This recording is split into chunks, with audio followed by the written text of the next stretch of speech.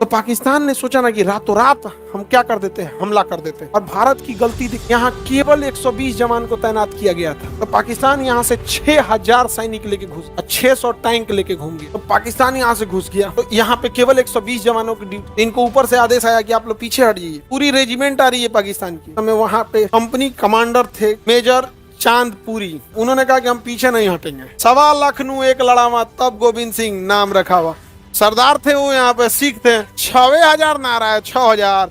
और गुरु गोविंद सिंह कह के कहें कि 1.25 लाख भी रहे तो तुम अकेले हो तो पीछे मत हटना।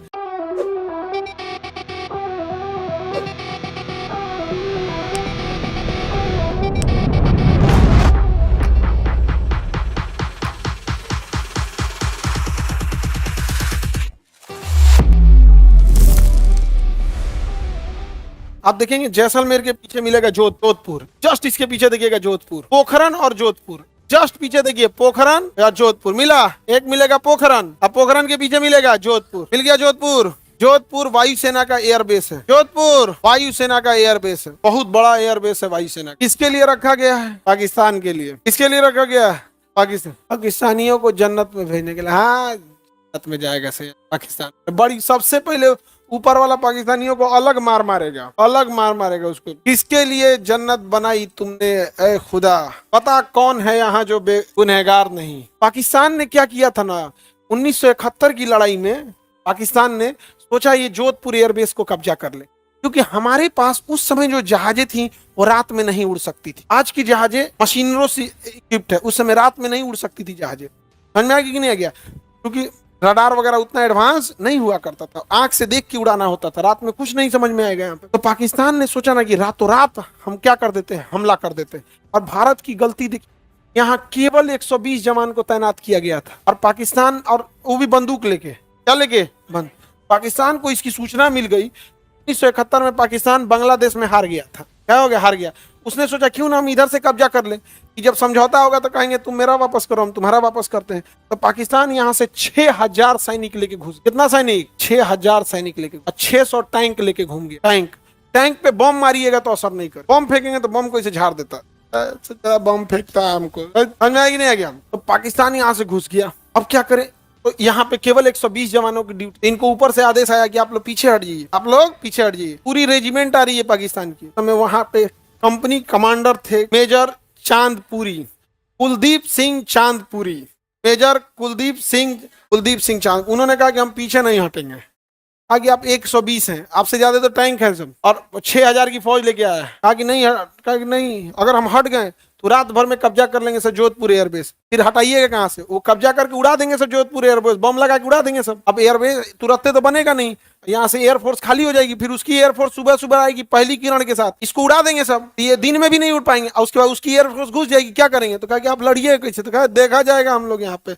1.25 लाख नू एक लड़ावा तब गोविंद सिंह नाम रखा हुआ सरदार थे वो। यहाँ पे सिख थे, वो कहे कि 6000 नारा है, 6000। और गुरु गोविंद सिंह कह के कहें कि 1.25 लाख भी रहे तो तुम अकेले हो तो पीछे मत हटना।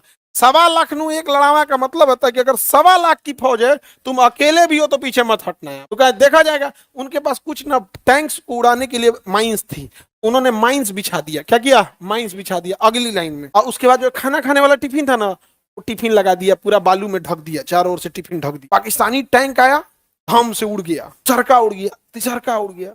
पाकिस्तानी डर गए सब, कहा सब कि ये हिंदुस्तानी माइंस बिछा के रखे हैं सब। इंजीनियरों को बुलाया सब माइंस निकालने के लिए। माइंस निकालते निकालते वो इतना डरपोक इंजीनियर था सब, निकालते निकालते भोर हो गया।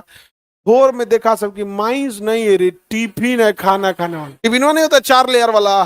कहा कि तो भोर हो गया। जब भोर हो गया, अब 1 घंटा बचा था भोर होने में, कहा कि तो पूरा रात कट गया इसी में, 1 घंटा में तबाह करो इन लोग को। मेजर कुलदीप सिंह चांदपुरी ने कहा चारों ओर फैल जाओ लोग, 1 किलोमीटर में फैल जाओ लोग। 120 लोग थे ही लोग, ताकि पाकिस्तानियों को लगे कि बहुत ज्यादा हैं ये।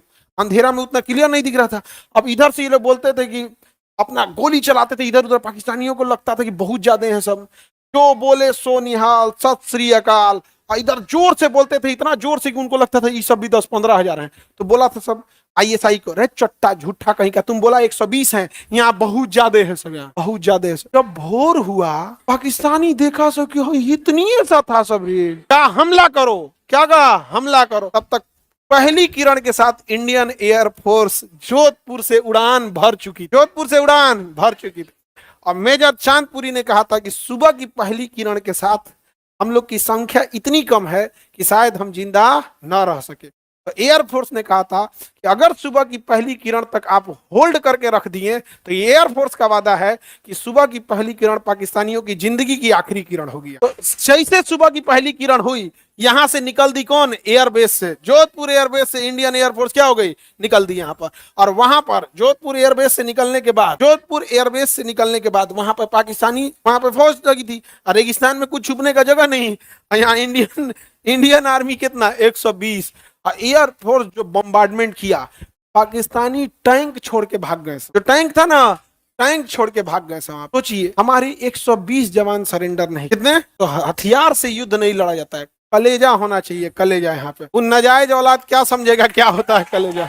उसी लड़ाई में चूंकि उस समय बंगाल क्या था? पूर्वी पाकिस्तान। हमारे 120 जवानों ने सरेंडर नहीं किया, जबकि ऊपर से आदेश आया था हट जाओ वहां से, नहीं लड़ पाओगे। जोधपुर एयरबेस जाएगा, देखा जाएगा, बाद में कब्जा करेंगे। कैसे देखा जाएगा? यहाँ 6000 से हम लोग हट जाएंगे, नहीं हटे लोग। उसी लड़ाई में उसके 15 दिन बाद पाकिस्तान के 93,000 फौजियों ने सरेंडर कर दिया, जबकि पाकिस्तान गरिया रहा था, लड़ो। उन्होंने सरेंडर कर दिया। क्या कर दिया? सर, दुनिया में सबसे ज्यादा सरेंडर करने वाले 93,000 सरेंडर, यानी 1,00,000 फौजियों ने हाथ उठा दिया कि हम इंडियन आर्मी से नहीं लड़ पाएंगे। क्या गजब बेशर्मी! देखो, यहां पर आदेश आ रहा है कि हट जाओ, महज 120 हो, नहीं हटे। यहां पाकिस्तानियों को आदेश था कि जिंदगी बर्बाद हो जाएगी, कलंक लग जाएगा, 93,000 सरेंडर हो जाए। 93,000 सरेंडर किया सर। इन सब का हथियार जमा करा के जब कोई सरेंडर करता है तो उसका रूल होता है, हथियार जमा करना होता है, टोपी जमा करनी होती है, बेल्ट हटाना पड़ता है, और जो स्टार लगा होता है इसे हटाना पड़ता है, तब सरेंडर करते हैं। और सैनिकों के साथ भेदभाव नहीं होता। जैसे एक सैनिक अगर दूसरे देश का भी है ना, सीनियर है, तो उसको सैल्यूट करता है। क्योंकि देखो, सेना युद्ध नहीं लड़ती है, सेना देश का जो आदेश आएगा वो करेगी। उसके लिए वो उसके लिए फर्ज है, उसके लिए ड्यूटी है। समझ आ गए? अब पाकिस्तानी आर्मी को ही देखिए, किस्मत उनकी बदनसीबी ही है कि बिना मतलब की वो लड़ाई कर रहा है। वहां के लोगों की बदनसीबी ही है ना, वरना आज वो भी अपने लिए इसरो बना के बैठे रहते सब, वो भी 5G बना रहे होते हैं सब, आज उनकी भी जिंदगी खुशहाल होती। लेकिन उनकी बदनसीबी है, क्या करिएगा उन सब।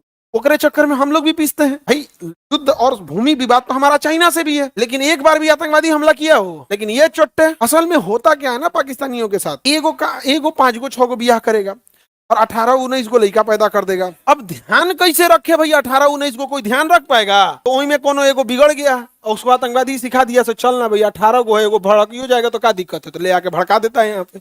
अपने यहाँ हम दो हमारे दो, भाई ध्यान रखो स्कूल से आया कि नहीं, शाम में खेलने गया था, 6:30 हो गया, अभी तक नहीं आया, परेशान हो जाता। ओकरे यहाँ 17 को लड़का है, परेशान हो जाएगा। ए सुन रहे हैं जी, 18वां अभी नहीं आया, खोजिए ना। ए छोड़ो, नहीं मिल रहा है तो क्या हो गया, दूसर पैदा हो गया।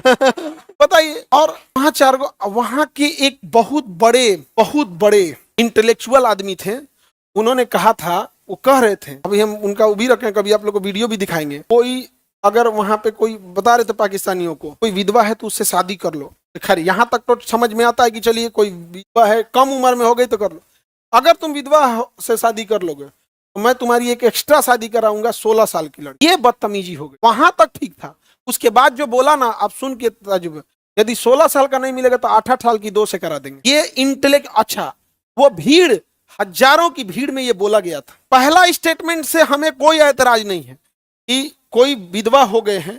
जैसे कोरोना के टाइम पे बहुत सारे लोगों की आकस्मिक मृत्यु हुई, ये हम सब एक्सेप्ट करते हैं। और हम भारतीय भी, स्वामी ये बंगाल के थे ईश्वर चंद्र विद्यासागर, विधवा पुनर्विवाह के लिए बहुत लड़ाई लड़ी। अगर कोई 60 साल 50 साल में विधवा होते हैं तो उसके लिए पुनर्विवाह की जरूरत ही नहीं, वो करेगा भी तो खराब है। लेकिन किसी की शादी 1 साल हुई है, 2 साल होगी, उसके लिए पूरी जीवन है कि नहीं, यहाँ पे बड़ा पहाड़ हो जाएगा जीवन। और फिर समाज उस पर उंगलियां उठाएंगे, कहीं काम करने जाएगी, कहीं कुछ होगा तो उसको, अगर उस सही भी है तो उस पर 10 आदमी उंगलियां उठाए, वहां तक ठीक है। लेकिन बदले में हम आपको एक 16 साल से ब्याह करा देंगे, अगर 16 का नहीं मिलेगा तो 8-8 साल के 2 से करा देंगे। मतलब यार, तुमको उसका जिंदगी दिख रहा है, जो ना इस सब का नहीं दिख रहा है। इस लेवल के लोग हैं वहां, इस लेवल के लोग। हम क्या बोलते हैं, उन सब का एक ही इलाज है, मार डाल के खत्म कर दो, पेट्रोल बनेगा सब, पेट्रोलियम बनेगा सब। आप खुद से सोच के देखो। और उसको बकायदा बहुत रेस्पेक्टेड इंसान है वो। जैसे भारत में बाबा रामदेव का एक वैल्यू है ना जी, भले बिजनेस में या राजनीतिक बयानबाजी के साथ थोड़ा सा ऊपर नीचे राजनीतिक विचारधारा के अलग से लोग बोलते होंगे, बट एक एक रेस्पेक्टेड वैल्यू है ना जी। भारत में जैसे प्रेमानंद महाराज एक रेस्पेक्टेड है ना जी, एक रेस्पेक्टेड वैल्यू है। एक रेस्पेक्टेड इंसान जब पाकिस्तान का ऐसा बोल रहा है, और उसी ने बोला था कोरोना में कि कोई वैक्सीन मत लगाना। हम कोरोना के टाइम पे तो हम वीडियो प्ले करके देखिए, अरे भैया कि हो सकता है कोरोना में नया नया थे कि कहीं पाकिस्तान में कोई रिसर्च हुआ हो कि वैक्सीन में कोई गड़बड़ी है। सुने सुने क्या बोलता है, वैक्सीन नहीं लगाना लोग, ये अमेरिका की चाल है। अरे अरे